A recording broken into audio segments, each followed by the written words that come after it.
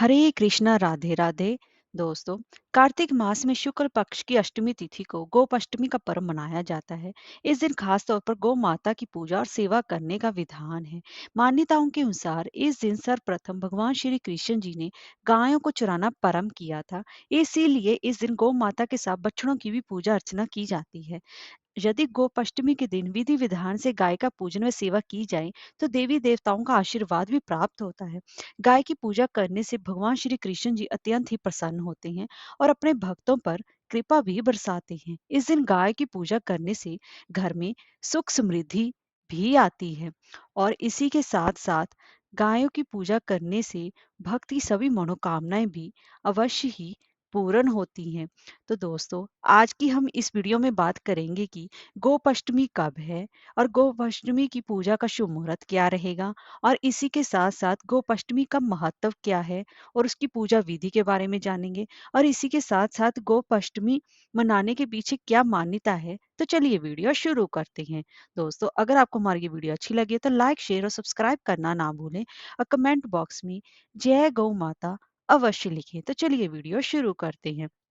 दोस्तों, गोपाष्टमी, जो कि कार्तिक मास के शुक्ल पक्ष की अष्टमी तिथि की शुरुआत, जो कि 20 नवंबर सुबह 5:21 से प्रारंभ हो रही है, और जबकि इस तिथि का समापन 21 नवंबर को सुबह 3:16 पर होगा। ऐसे में उदय तिथि की मान्यताओं के अनुसार गोपाष्टमी का पर्व 20 नवंबर 2023 को मनाया जाएगा। दोस्तों, शास्त्रों के अनुसार गोपाष्टमी की पूजा हमेशा ही राहु काल को छोड़कर कभी भी आप किसी समय भी कर सकते हैं। तो इस दिन गोपाष्टमी के दिन राहु काल का सुबह का मुहूर्त रहेगा 7:30 से लेकर 9 बजे तक। उस समय को आप त्याग कर किसी भी समय पूजा अर्चन कर सकते हैं। अगर आप विधि विधान से करना चाहते हैं तो गोपाष्टमी की पूजा के लिए सबसे ज्यादा शुभ मुहूर्त अभिजीत मुहूर्त को माना गया है।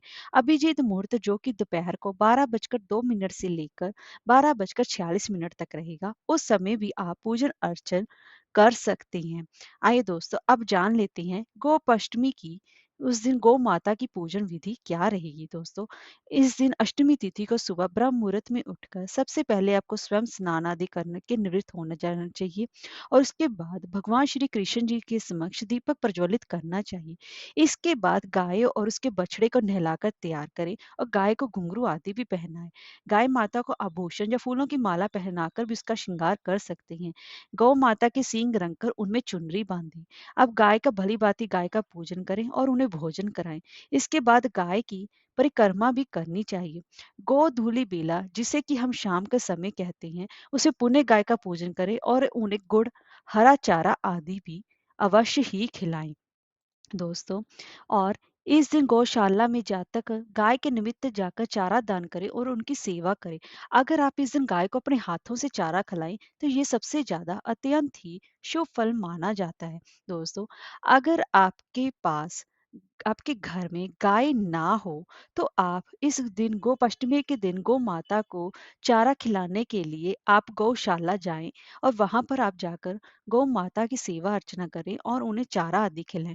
दोस्तों, अपने घर में भी आप गौ माता का पूजन अर्चन कर सकते हैं। अगर आपके पास घर में गौ नहीं है तो आप गौ माता की प्रतिमा या उनकी मूर्ति को पूजा स्थल पर ही उनके अच्छे से विधि विधान से उनकी पूजा करके, उनका पंचामृत से स्नान करके, उनको फूल अर्पण करके भी उनकी पूजा अर्चना कर सकते हैं। अगर आप ज्यादा पुण्य प्राप्त करना चाहते हैं तो ये किसी गौशाला में जाकर ही आज के दिन में अपने बजट के अकॉर्डिंग, अपनी समर्था के अनुसार गौओं के निमित्त चारा दान आदि अवश्य ही करें और उनको गुड़ का भी भोग आज के दिन अवश्य ही लगाएं। माना जाता है कि ऐसा करने से कुंडली के सूर्य दोष से भी मुक्ति मिलती है। आज के दिन गाय की पूजा करना अत्यंत ही शुभ फलदायी माना जाता है। अब दोस्तों, जान लेते हैं कि गोपाष्टमी का महत्व क्या है और हम गोपाष्टमी क्यों मनाते हैं। दोस्तों, सबसे पहले तो हम जान लेते हैं कि हम क्यों मनाते हैं गोपाष्टमी। क्योंकि पौराणिक मान्यताओं के अनुसार इस कार्तिक माह के शुक्ल पक्ष की प्रतिपदा को भगवान श्री कृष्ण जी ने अपनी कनिष्ठ उंगली पर गोवर्धन पर्वत को उठा लिया था। तब इंद्र देव के अहंकार को खत्म होने और उसके बाद जब उन्होंने भगवान से 8वें दिन माफी मांगी थी, तब उस दिन अष्टमी तिथि थी। इसीलिए इस दिन को गोपाष्टमी का त्योहार मनाने की परंपरा चली आ रही है और इसके महत्व के बारे में भी जान लेती हैं। क्योंकि माना जाता है कि गाय में 36 33 कोटि देवी देवताओं का वास माना जाता है। भगवत गीता के अनुसार देवताओं और असुरों के बीच समुद्र मंथन के समय 14 बेशकीमती रत्न निकले थे, जिनमें कामधेनु गाय भी थी। इसी वजह से इसको ऋषियों ने अपने पास रखा था।